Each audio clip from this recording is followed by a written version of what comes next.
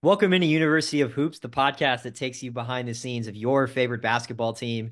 I'm Blake Atwell, and today we are very excited to welcome Maine Celtics basketball operations coordinator Noah Chaney. Noah, welcome to the show, man.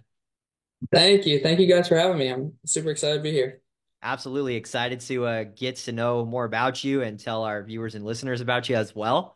To start off, take people through what your day to day is like in your job with the Celtics G League affiliate. Yeah, definitely. Up in Maine, I'm the basketball operations coordinator with the team. This is my third year with them. And basketball operations is kind of an overarching word that covers a lot of things. So day to day kind of changes every day, kind of depending on what challenges the team may have or what challenges the staff um, needs taken care of that day. I mean, my biggest priority is kind of making sure that the staff, coaching staff, and the players only have to focus on basketball. They don't have to worry about anything else, and that they can kind of focus all their attention on the court. But that can really be like a variety of things. I mean, to start the year, I'm in charge of or responsible for like player onboarding, so that includes all the fun paperwork such as like I-9s, W-4s, background checks, like that type of thing. I build out travel itineraries, so anytime we're on the road, that could be lodging, buses, practices, shoot arounds. I help out with like team food and like dinners, but mostly that's on our strength and conditioning coach. Do ticket requests, help out planning and scheduling out our team attendance. And those are the ones that, kind of like behind the bench, handing the players towels and water, and then mopping the floor if there's anything that happens there.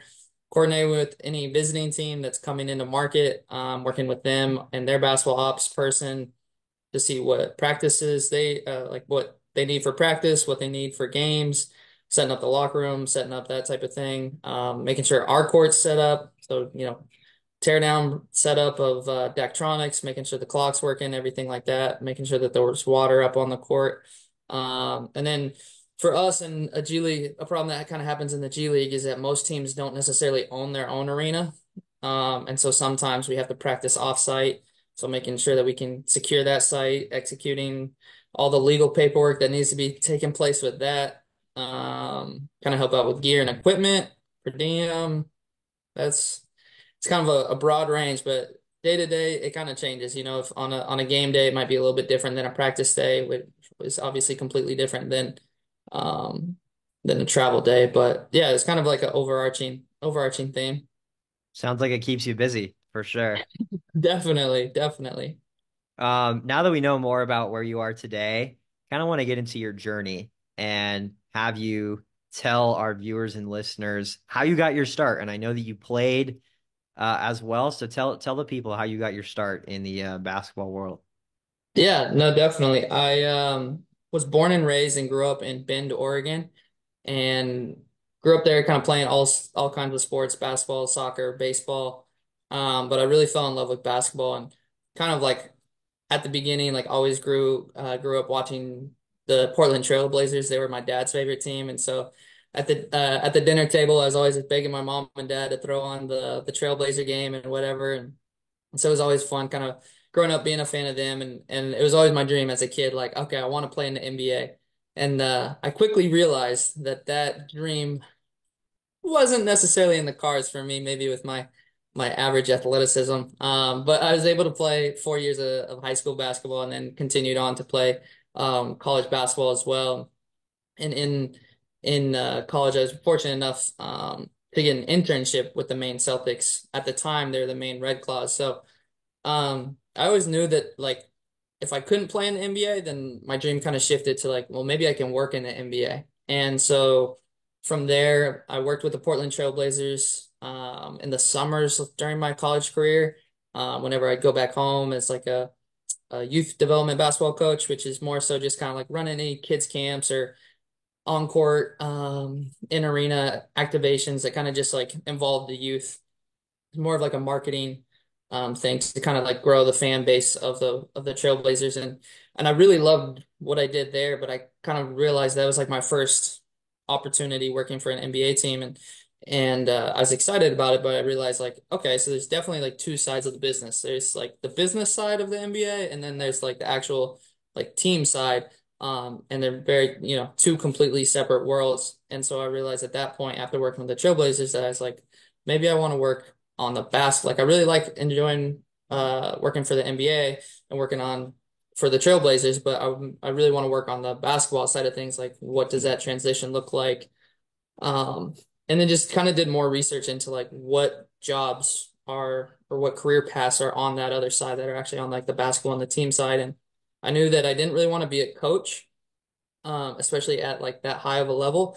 And so then that's when I started looking into like basketball operations and really what that all kind of entails and being organized, being able to be flexible, time management and that type of thing. And so in my undergrad, I'd studied sports management with kind of like my whole hope of developing myself into a person who would be a beneficial fit for an organization in some sort of operations role. And that's kind of what got my interest and really why I wanted to start working in basketball operations and do that type of thing. So fast forward to my junior year of college, it was time I needed an internship to graduate as part of the graduation requirements. And so I was like, why not? I mailed out at the time, I think there was 28 G League teams, but so I printed out my resume and cover letter, um, 58 times, 30 for the NBA and 28 for all G League teams, mailed them all out and was like, if I can get one of these 58 to land, then that would be great. And I was really open to going anywhere. And so I mailed them out to every single team, hoping that something stuck, something landed, that somebody had something open. Because there's always these basketball operations internships, but they're always during the season. And so when I was playing basketball, it's hard to balance. Like I couldn't commit the time that they needed a basketball operations internship, and those are hard to land anyway. Granted, I was just hoping that I could. So to find a team that had some sort of summer internship related back to basketball operations was tough. And I later found out that like I think three G League teams do a basketball operations internship because there's not a whole lot going on in the summertime for the G League. And so to have a basketball an intern like directly related to basketball operations um, isn't really prevalent in the G League, but in the NBA, there's stuff going on, playoffs, the draft, preseason, summer league, that type of thing. So that's typically where those interns kind of help out with.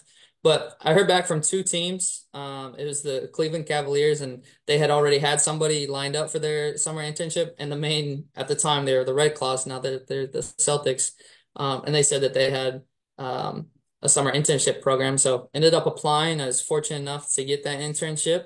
And so that was my junior year going into my senior year summer. Spent the summer in Maine. Was super fortunate that my roommate in college was actually from Maine. So he let me stay with his family and I was there for the year and absolutely loved what I did. It was an unpaid internship. So I ended up working at Nike on the weekends just so that I could have some sort of money to pay for my senior year of college. But yeah, absolutely love what I did, even though it wasn't full blown basketball operations, full blown go, just because of the season was out of um, was it was out of the season during the summer. So, but that's kind of what got me into working in basketball operations, and then graduated amongst the pandemic in 2020, and that obviously wasn't the best time to graduate with the world shutting down. So, got my start with them, and then finished out my college career. How important is it, do you think, to sort of do what you did, which is to think outside the box when you're trying to get to that level, right? Like you said, there's 30 NBA teams, less G League teams than that. And then specifically with what you were trying to do too, like you didn't even know. You had to research to find out like who had a program that you could even do with your schedule. So, what do you think the value is in that? And how important is that in terms of, probably passing that information and knowledge on to people who want to get to where you are, who are maybe in college right now listening to this that are like, "Oh man, what could I do to put myself outside the box?" Like, how important was that for you in getting to where you are now, you think? Oh, that was incredibly important. Just because even if I heard back from certain teams, I had made a contact at that organization, and I was able to reach out to them like down the road and say, hey, still interested, blah blah blah, and just able to like organically grow my network that way. But I think just being able to think outside the box is the biggest thing because like there's so many people obviously that want to work in sports, right? The dream is to work for your favorite sports team. And there's just it's such a tough industry to get your foot in the door, that I feel like you just kind of have to do everything you can possible. And, people are gonna try and get those jobs, but there's so many limited positions that you kind of have to separate yourself somehow, some way. And that's probably the biggest thing is just being able to kind of put yourself out there. Um, don't be afraid of rejection and hope that, at some point something sticks.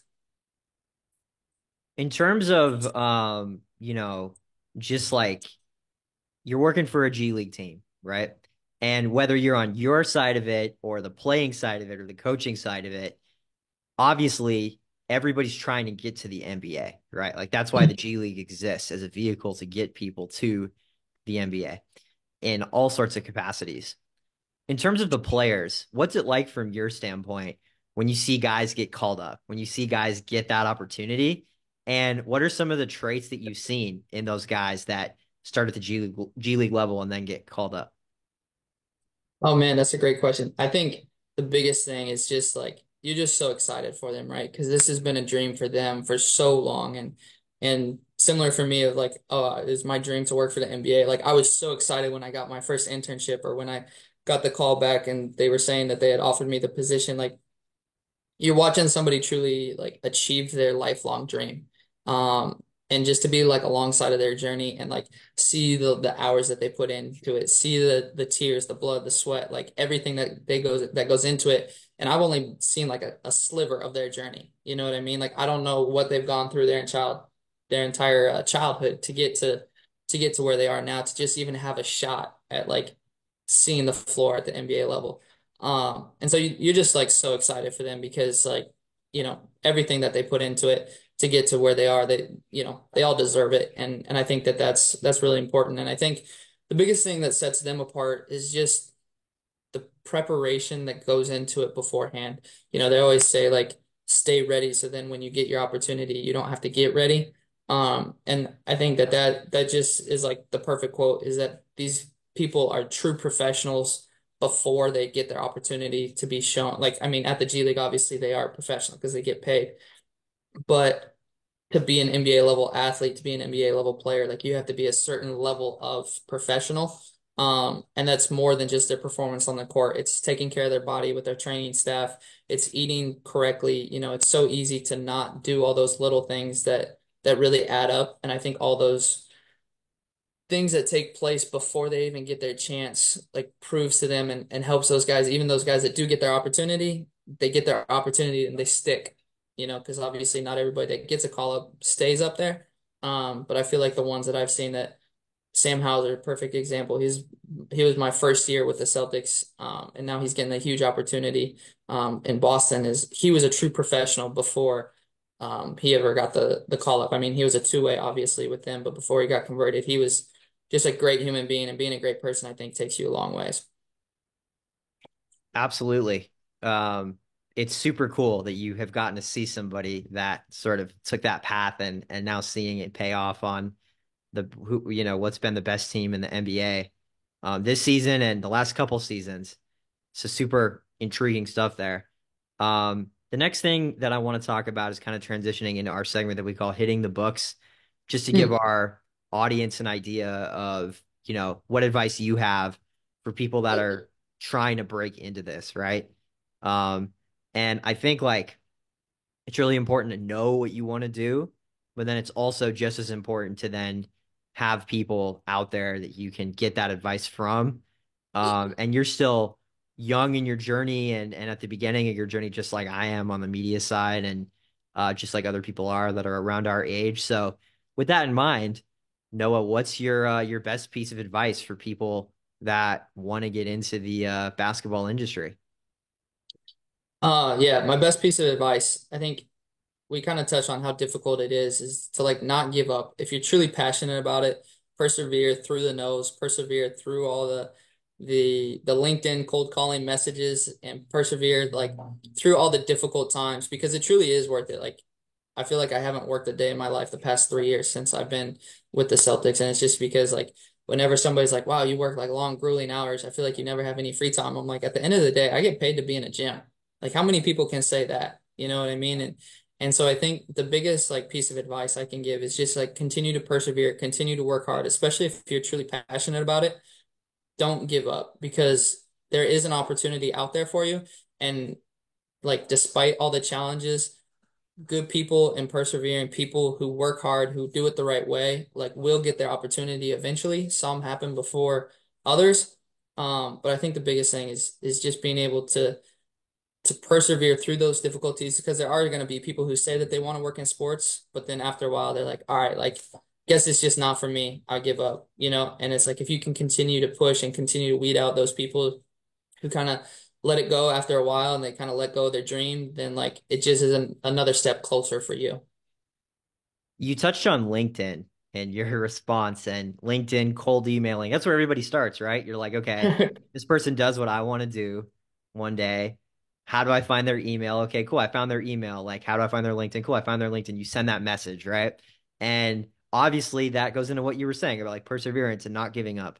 But what's the best way specifically you think in basketball to organically grow that network outside of just like sending the LinkedIn message and the cold email? That's a tough one, just because it is hard, especially if you come like something that I not necessarily struggle with, but something that I found out right away is that like I went to a small, very small Division 3 basketball to play basketball.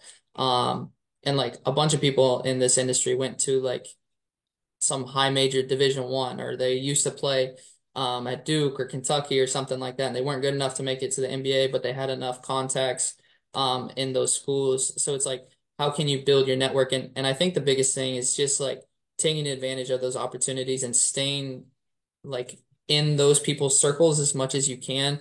So you know, growing it through LinkedIn and that type of thing is great. And sometimes that's just like the step you need, because you never know who somebody might know.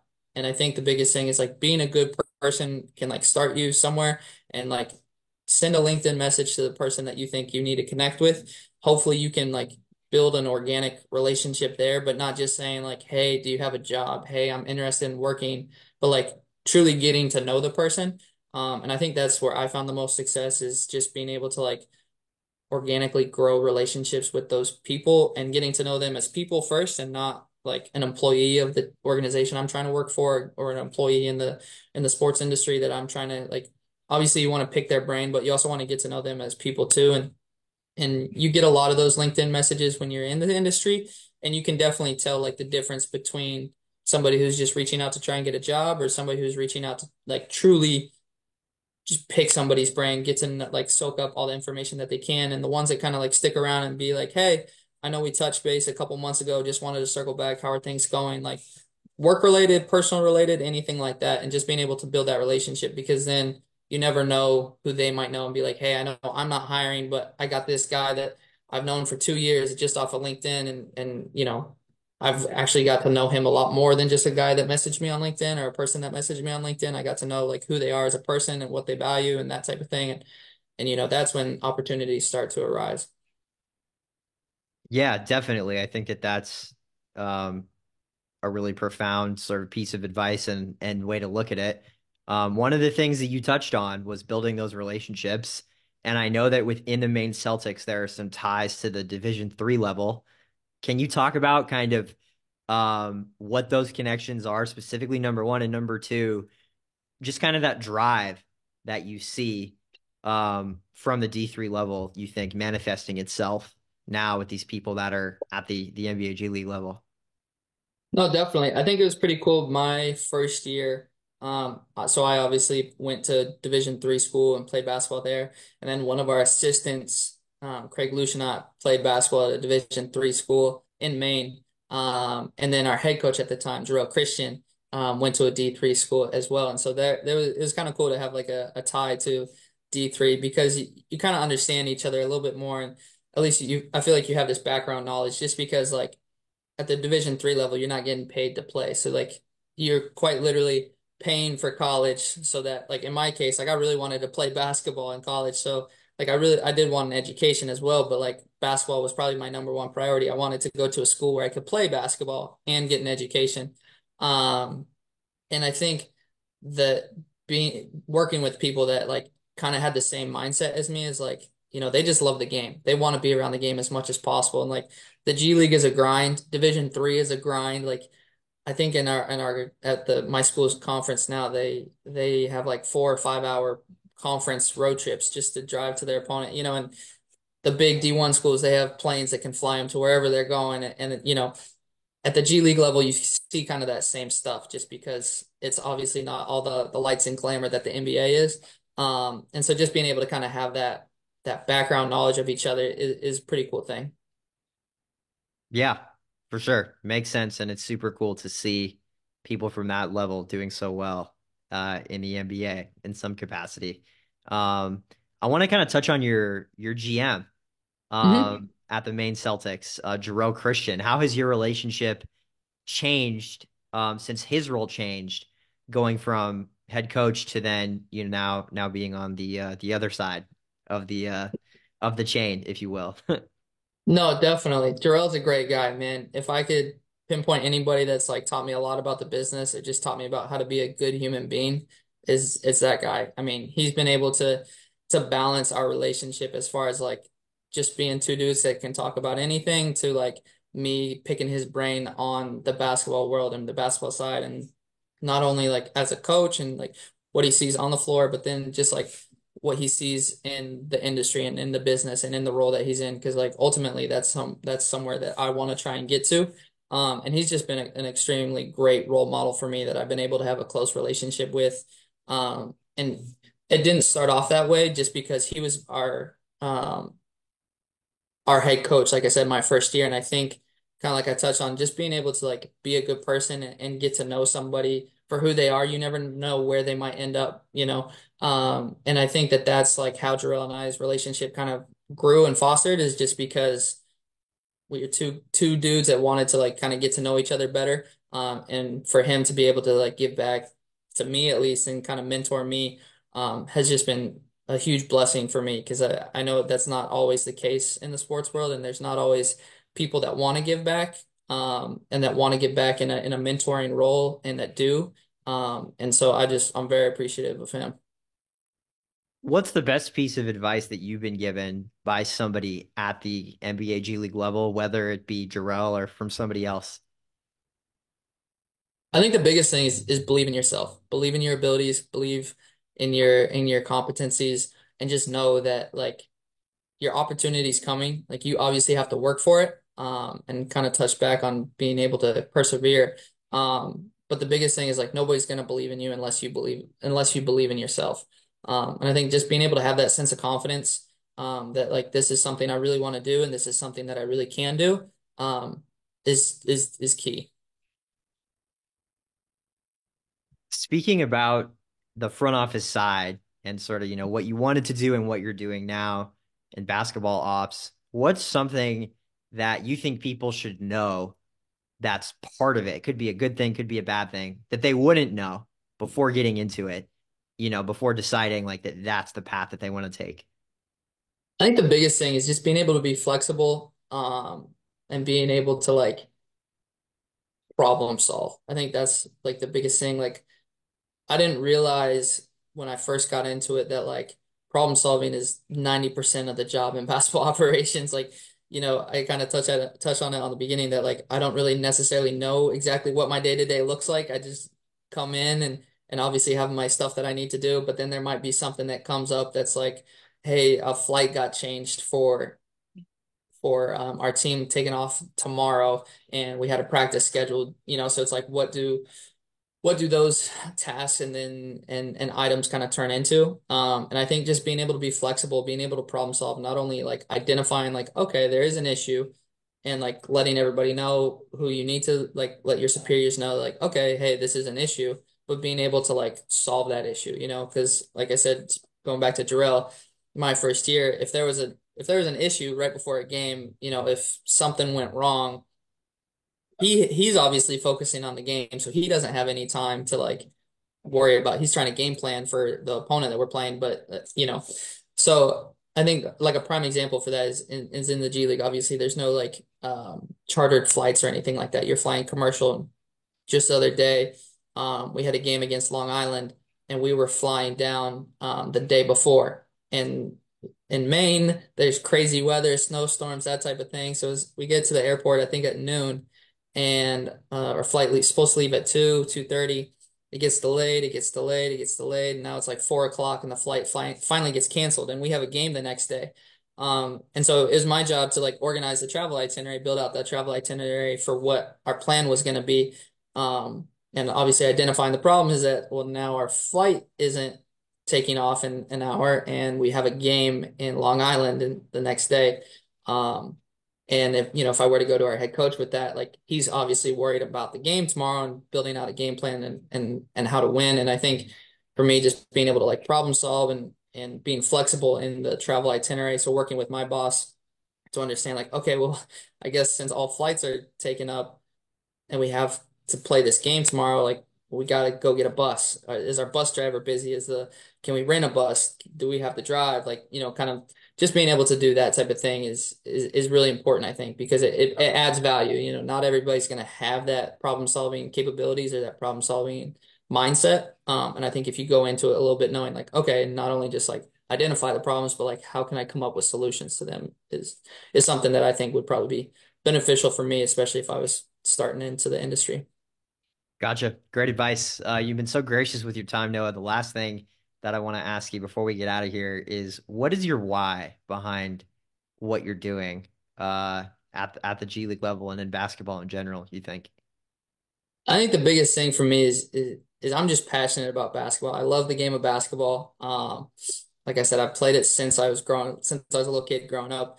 And I think for me, it's just like at the end of the day, like I said before, like I get paid to be in a gym. And so like I really have no complaints and I don't feel like I can complain. You know what I mean? Because if I was sitting in a cubicle like all day, 9 to 5, like I know there's people that do it and props to those people that do it and they love it and that's them and I respect that, but that just couldn't be me. And I think that's just like that's my biggest why is that like I just love the game, love being around the guys, love the environment that it is, and I'm just really eager to see what the future holds. Absolutely. Well, Noah Chaney from the Maine Celtics, thank you so much for joining the show, man. We really appreciate all the advice that you imparted and for sharing your story. Of course, thank you guys again for having me. Appreciate it. Yeah, absolutely. And thank you to the viewers and listeners for watching another episode of University of Hoops. You can find us on YouTube, Instagram, Twitter at Univ Hoops. That's at UNIV Hoops. We're posting content every week, new interviews with NBA personnel, NBA G League personnel, D1 personnel, just trying to give you an inside look into everything that goes on behind the scenes, if you will, on your favorite basketball team. I'm Blake Atwell. Thanks again so much for watching, and we will see you next week.